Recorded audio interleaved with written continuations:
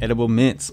Cinnamon CBD, 1:1 ratio. Thank you, Calif, for getting these for us. Thank you. Stoner approved.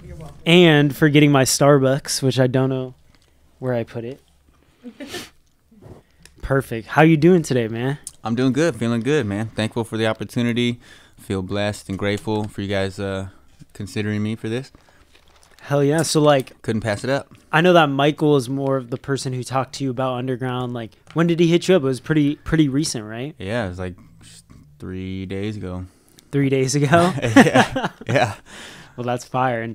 And so you had heard of Underground Magazine because we have met before one time at the Bridge the Gap tour, the Dairy Creek show in San Luis Obispo. It was a fire show. So you came. How did you hear about that? Do you know Bobby? Not personally, really. But I know of him. We've met a few times because we both use the Softspot Studios to record our music at. And I think we've met in passing through there. And then I met him at the Central Coast Beat Social one they do like down Santa Maria. And then at the Bridge the Gap show. At the Bridge the Gap show. You know, so it's like small meetings.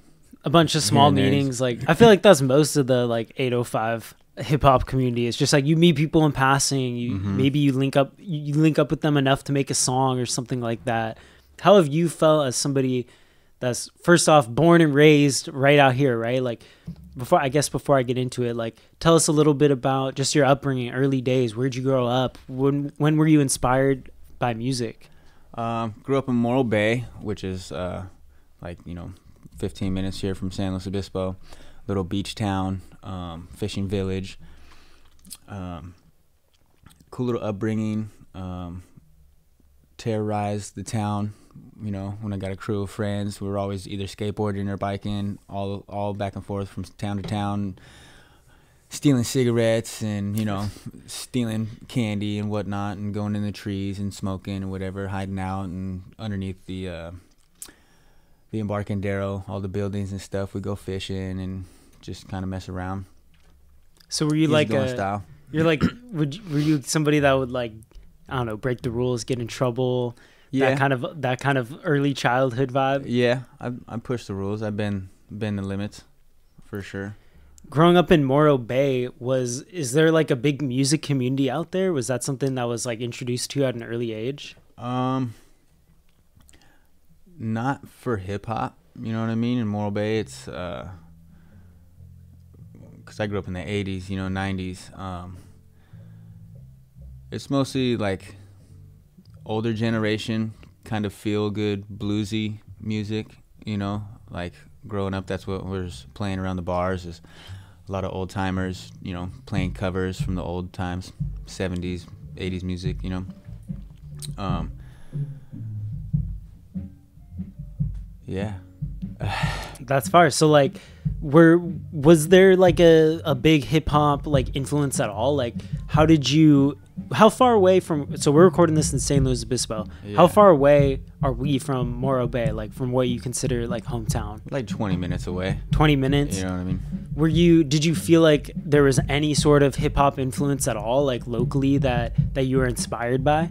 Yeah. Didn't come till like later. So like I started writing in like early 2000, and just because, you know, I knew I had something to say, and I admired, you know, people getting up on stage and doing that and being the front man, you know, and like I got a lot of energy and like I want to steal the show, and I felt like that was an avenue that I was gravitated towards for me to release this inner fucking voice that I had inside, you know. And so I started writing. Writing's probably my strong point of what I'm really good at. You know, I could write about anything pretty much. And then like 2008, probably released my first little mixtape album.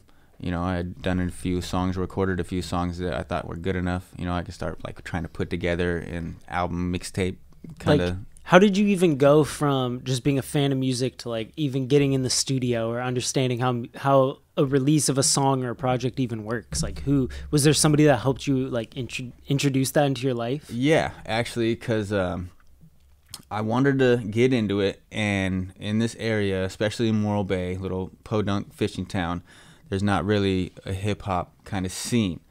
But there's a melting pot of talented artists from all over the place that go there. And so one of the main guys that helped me out, I was talking to a few friends that like just jam out, you know, and I'm like, who's the music guy around here? Who can I talk to that's like been in the biz, that knows what's up? And so that's how I got introduced to Jimmy Macon. Jimmy Macon was a guitar player in the Gap Band. Did the song, you know, you dropped a bomb on me, baby. Okay, I actually don't know it. I don't know. Is that like a local? Was that? No, it's old school funk. So like Jimmy Macon, he played with James Brown back in the day. He's known for his old soul sound guitar, and they've been on, you know, Soul Train, and he's done all kinds of things. So he's a big name, you know, being with the Gap Band and doing all that stuff. And so I just approached him one day at the bar. I'm like, hey, you know, my name's Eric. I'm trying to get into rapping and whatnot, you know, can you show me some things? And so he took me under his wing, kind of took me to his house and showed me some equipment. He gave me some of my first beats to kind of practice and write to or whatever. And I did like a couple of my first recordings with him. And then through connections with him, he has led me to another friend of mine, Lenny Step Bun. And Lenny Step Bun. Yeah, he goes by Step. And so he was a music producer from down south, worked with some big name people, whatever. And because him and Jimmy were tight and real close friends. And so Jimmy just, you know, we just passed the friendship, you know. Jimmy's no longer with us right now. But he was definitely a big influence in my life, you know, as a personal one-on-one for me to, you know, kind of catch the ropes and figure out what the hell I'm getting myself into a little bit, you know? Absolutely. Because, like, I grew up, my influences for sure, Wu-Tang, Tupac, Big E, Big L, Brother Lynch, Celly Cell, you know, some E40. And so... What was I going? I think I lost track on that. But speaking of the people that you mentioned as like influences, like something I feel like I've asked a lot of the artists that we've had in the past that are from this area is like, do you consider yourself more tied to the Bay Area or to Los Angeles in terms of just culture, music scene? Damn, I'm not sure, you know, because we're growing up here. We're right smack in the middle. Yeah. Pretty much. I guess I would have to say maybe I lean a little more towards L.A., just because like the Tupac, NWA vibes, you know. And I grew up with Cypress Hill, you know, so but it's strong on both sides because, you know, I got E40, Brother Lynch, Celly Cell on the Bay, and then but I would probably gravitate more towards LA, you know, like I rock a LA hat. Okay. I got a San Francisco hat too, you know, it's for colors, I saw you had the San Francisco beanie earlier. Yeah, you know, so I represent just all California pretty much. Okay. You know, but I'm influenced by everything and everything. Like, I listen to Frank Sinatra, you know, old school classic rock music, you know, Led Zeppelin, Metallica. What was like the music that like your parents were showing you when you were a little kid? Like Led Zeppelin, Jethro Tull, not so much like reggae. Like, my dad is mostly into classic rock, you know, like Stephen Stills, Crosby, Stills and Nash, Neil Young, and all those people. So like I got a whole, you know, wide range variety of music that I listen to. I love classical music, you know, driving, just listen to piano and like real instruments, nothing tarnished or changed, you know, and you know, to Billie Holiday, to Frank Sinatra, to, you know, Tupac. I mean, those are all pretty wide range, you know. And of course you got Outkast. Growing up, Busta Rhymes is one of my favorites, you know, from the East Coast, you know, because he's live and out there, you know, and kooky and goofy, you know, and that's kind of how I was growing up, you know, wild child. So I resonated with him, you know. Do you feel like you bring that same like energy and character to your music and performing live? Like, are you like, how would you describe your music to somebody who's never heard it before? Definitely conscious hip hop, you know what I mean? Like, I put a lot of thought into what I say. because I write every word, you know what I mean? It all comes from me, from my heart, from my influence of just daily living, you know. It's probably my favorite part is the whole creative process of listening to the music and thinking about what to write, and because when things come to you, they just start coming to you, you know, and like it'll just come natural the more I've been writing. And so I try to think, like the more I've been doing it, I try to think in terms of I'm already on stage performing it, you know what I mean? So that like when I write it, it's on point to where like I don't have to go back and edit too much, you know what I mean? That's why I think about it. So like every time I write it down, like I'm pretty confident with it, you know? And so especially when I get on stage, I come alive. Oh yeah, I come alive because it's all me and I'm all up there by myself. I take up the whole stage. I fucking present myself. So like, what's your experience performing live before? Like, have you performed 3 or 4 times or lots and lots of times? Where have you performed in the past? I started out, I think my first show was like a friend of mine, little metal band in Cayucas at a Vets Hall. And I just did like, I wrote like a whole page verse and just memorized the whole page. And like, I just was an opening act. And slowly, it was like 10 years before I even got the courage to get on stage. You know, like, okay, I'm going to tell people, you know, what's on my mind right now and, you know, speak my mind. And so that was a little nerve-wracking.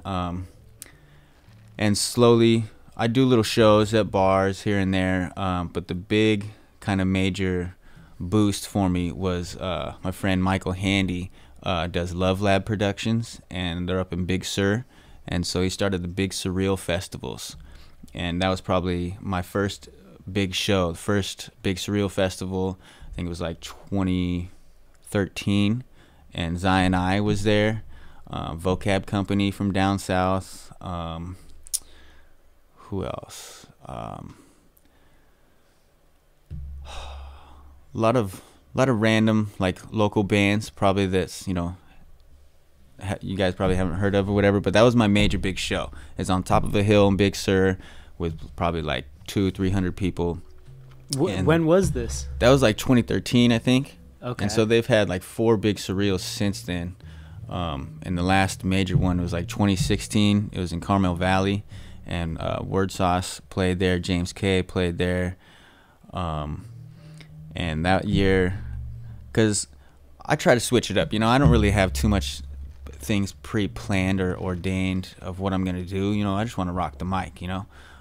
And everybody's up there, you know, with some sort of theatrics and, you know, costumes and whatnot, trying to, you know, create a performance, you know, and look apart and this and that, create, you know, bring entertainment. And so I'm like, what can I do? I'm just by myself, you know.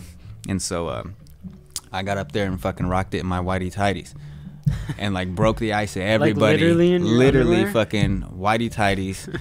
Fucking go up there and just crushed it, you know, and broke the ice to everybody, because everyone's like, do I look good? Is it all right? And they're like, who's this fucker in his underwear?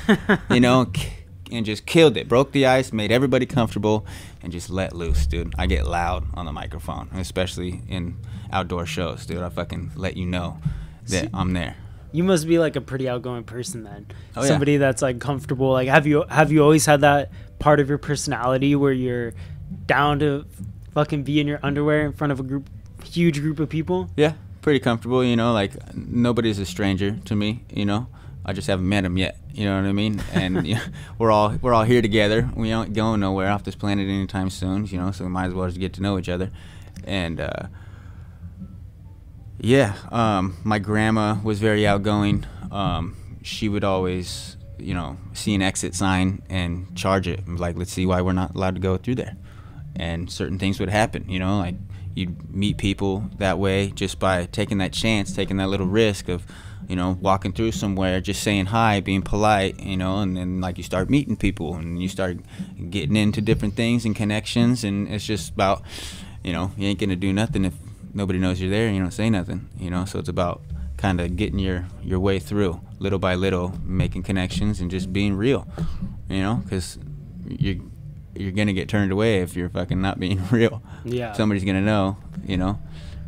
I think it's easy to tell, like in the underground rap world, where if you know of an artist, chances are you've met them before. You're in the same local community or use the same studio or whatever. Yeah. I feel like it's easy for people to spot somebody when they're not like their real genuine self, you know, like especially at the underground level, like when you get to know an artist so personally, it's like, it's easy to tell when somebody's like just putting on an act or not really trying to really just be their genuine self. Yeah. And, you know, like starting out, I did my own t-shirts and like stickers or whatever. And so my whole thing was I did this I Heart Endless t-shirts. Okay. And I just fucking gave them out to everybody for free, you know, and then everybody I gave a shirt to had them put it on right then and there, and I took a photo of it. And then so like it's on like the very bottom of my Instagram, you can see a bunch of people with the I Heart Endless shirts. And so that's how I was like getting my name known, you know.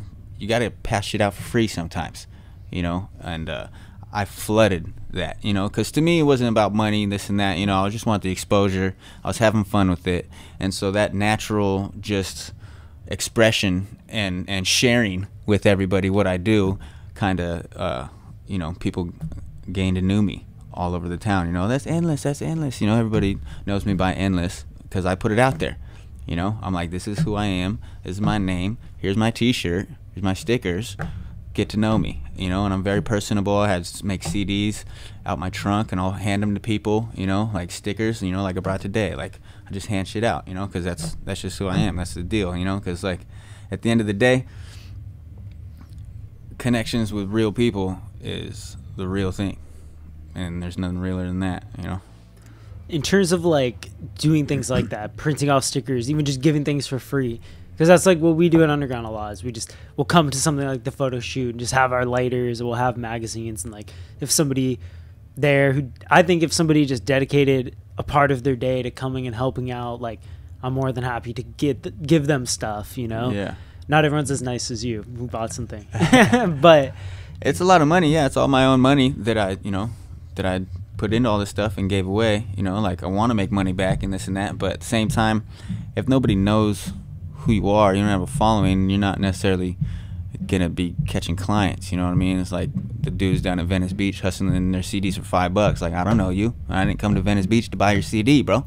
You know, so it's like you really gotta hustle in a way to where you invite that comfortable space for people to come in and check you out, you know.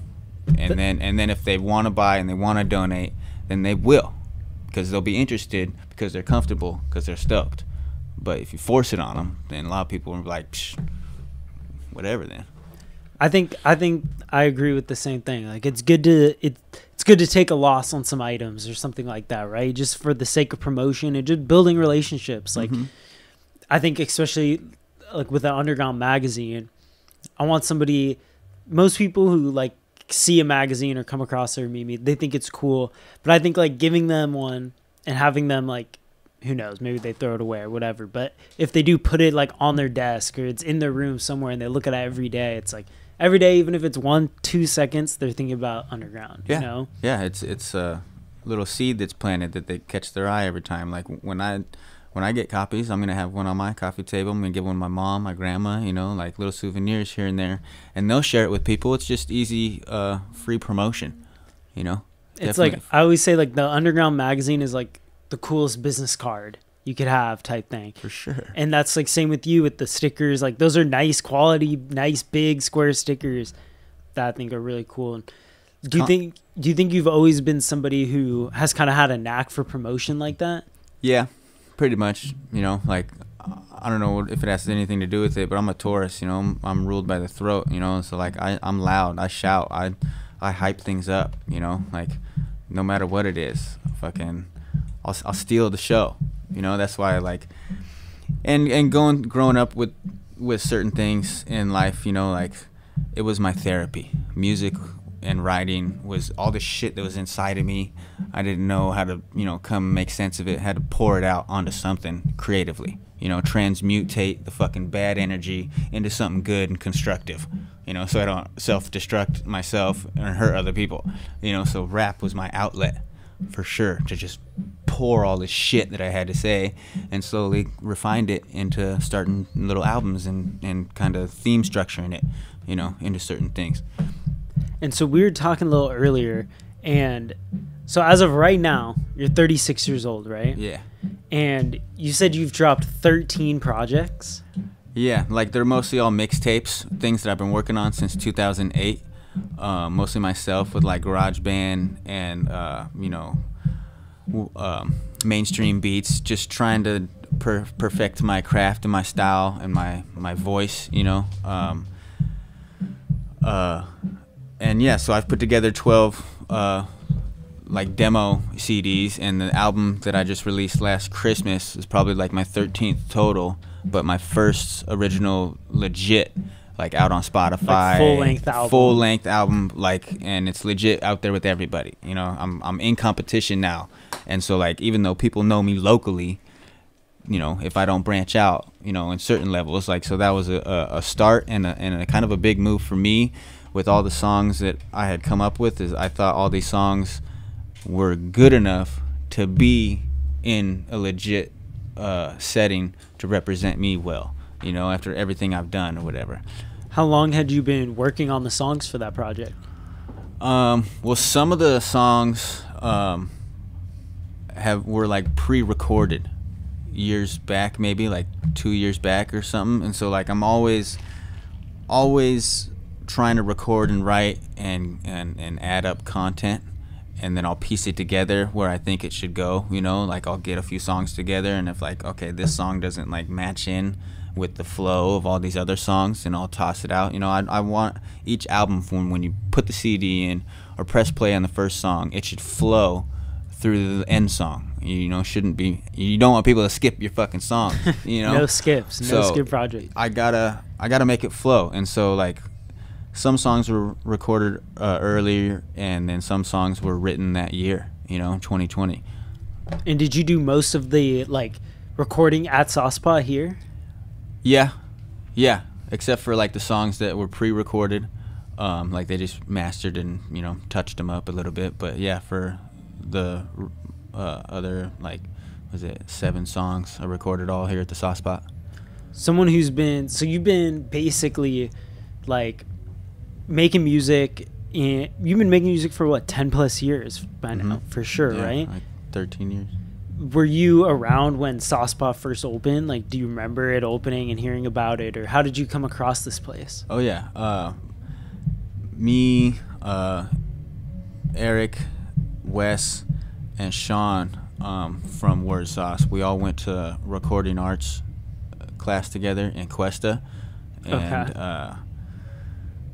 And so I've known him since the beginning, before this place existed, before like they had the thought of it. We were all going to school to learn it first, and so it's pretty cool to see them rise professionally from school to trade, and they've made a career out of it. What exactly is Wordsauce? Like, that's just a collective, right? It's not like I guess like a group or a band. Yeah, it's a group band. It's like a 7-piece funk hip hop band. Okay. Oh yeah, they're mainstream, especially in San Luis Obispo County. They're well known. The only person that I know from Saucepot is Wes. Is he also like a member of Wordsauce as well? Yeah, Wes is the bass player. He's the bass player. Yeah, Eric is the DJ. Sean is guitar, and that was all 4 of them, right? What did I say? It was Wes, Eric, Sean, and was there 4? Maybe there's 3. I don't know, probably that mint. But in terms of Wordsauce, like, were they a group when you were going to school with them and you knew them, or is not, this something not just yet? They were they had a few other projects.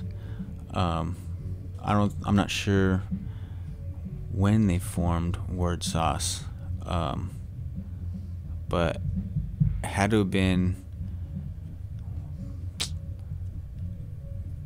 like not 10 years ago or something. About 10 years ago? Yeah, because their first album, I think, was what was that one called? James K was on it. It was like just a 5-track EP. The Flow, I think it was The Flow or something. Like a little EP, probably released like what, 2010 era. Yeah, I think so. But they've been killing it, dude. They got some super funky stuff.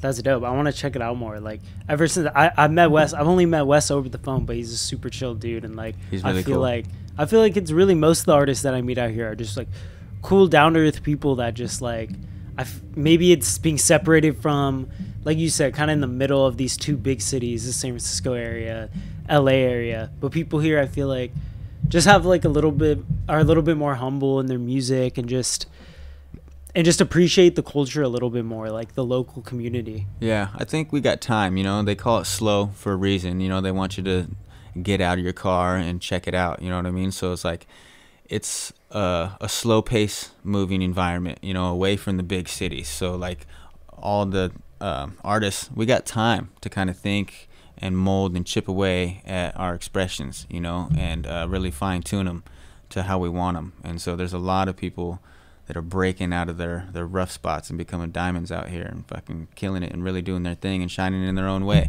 which is all, you know, I am stoked on people doing their own thing, you know. Find who you are, find what your passion is, and fucking put it out there in the world, no matter what people today, because as soon as you put it out there, someone's gonna say something. So you might as well just be true to you and fucking do what you want to do. Going off that, would you say that growing up in the Central Coast is actually like maybe even a benefit to trying to make it in the music industry? If you don't have to compete with as many people as are in LA. It maybe yes and no, you know, because it could be hindering from being used to a slow paced environment and your creative process you're used to, because there's a different hunger in the cities. There's a bigger competition. Everybody's fucking working maybe harder than you are to get at the spot that you want to get at, you know what I mean? So it has its advantages, and then, you know, it cannot, because if you're not used to stepping into a fast-paced realm, people are going to eat you up. They're going to walk all over you. You're not going to, you know, get in your shot or get in that venue that you want, you know, because everyone's trying to fucking do the same thing, you know. So around here, you kind of got a little leeway and a little work room, you know, because people are down to earth. We know how to share a little bit, you know. But the fast-paced world, you know, the reality of the world is fucking people are hungry out there, you know. And you got to get in where you fit in, just like surfing. You got to catch your wave, you know. You got to get in there. Got to catch the wave. Got to catch the wave, dude. In terms of your music specifically, so the last album came out December 2020. What do you have going on right now? Like, what can people expect next? Well, I just put out a new music video from second single off the album. I just dropped that on the 1st of September. And I got enough songs for another project that I'm doing with another friends, like all different beats, different style, a step up, because I'm always progressing. I have an album planned like strictly for the ladies. I want to do like a couple songs where it's all smooth, you know, and like they can jam and, you know, sensual, you know, like relationship songs, like most of the stuff that's out there on the radio, you know what I mean? But because I call myself endless, I'm not attached to one necessarily like topic, you know, like I'll talk about anything, different genre or whatever, you know, branch myself out from a weed song, a love song, party song, you know, a chill song, whatever. Try to be all well-rounded with that. But I got songs in the works, you know, like I said, I put things in order until I think they're ready and they all flow together, and then I'll drop some stuff. But I definitely not stopping anytime soon. I got some things coming in the works, you know, some more music videos for sure. Is there like a estimated release date for like something new, like a new project at all? No, not right now. Nothing that I can say right now. Like I have a single in mind that I want to drop soon that's pretty ready. Just need to get like some graphic design behind it. But nothing concrete to say right now. Sweet. Well, we're looking forward to it. The magazine will be out this podcast will definitely be out within the next like 4 weeks. But the magazine will drop like November, December at the latest. Hopefully you have some stuff kind of geared up, like with the magazine drop or something like that. At least some new stuff to perform at the show. Actually, yeah. For anything, I'll have that. You know, like I'm always rehearsing and memorizing my stuff and new stuff. So, because it gets old after a while of, you know, performing the same old songs in different variations or whatever. So I'll have some new stuff by the time the release comes for sure. Hell yeah, bro. Well, I appreciate you just even coming and fucking with Underground, bro. Like, for real, the Central Coast one is gonna be awesome. What are on, just as I have you here, like, what are your initial thoughts on this, the photo shoot day in general and the group? Have you met any of the other artists part of the magazine?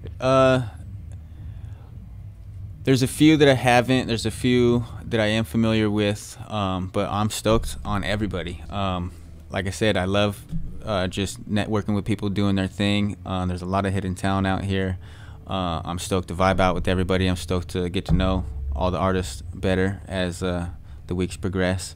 The photo shoot was fucking on point. We got a lot of killer photos. I'm stoked on it. Super happy about it. Everything you guys present is, top notch in my opinion. So I'm very happy and grateful to be a part of it, and that you guys considered me. For sure. You guys are doing your thing. So. Like I said, like we said to open this, when I first met you at Dairy Creek, it was all good vibes.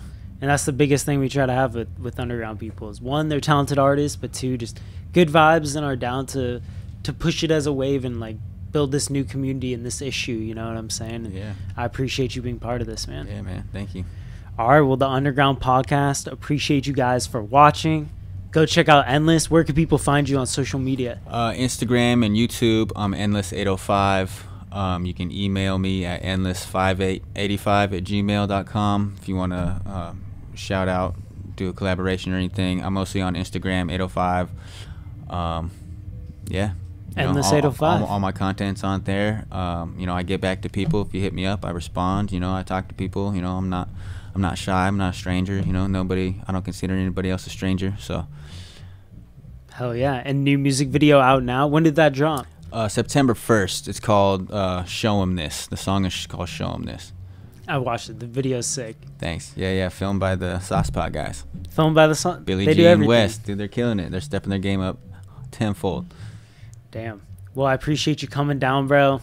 I know we got some more photos to get with you. Yeah. But thank you for chopping up with me, bro. It's a pleasure getting to know you better. Thank you. Definitely. All right. Much Underground love. Podcast. Andrew Mason here with Endless. Thank you for watching. Ooh, we should all